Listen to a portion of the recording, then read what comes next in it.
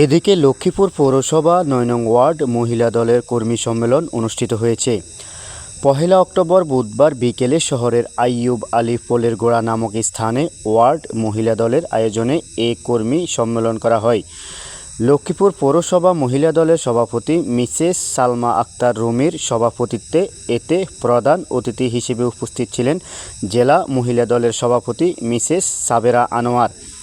প্রধান বক্তা ছিলেন লক্ষ্মীপুর পৌরসভা বিএনপির নবনির্বাচিত সভাপতি রেজাউল করিম লিটন।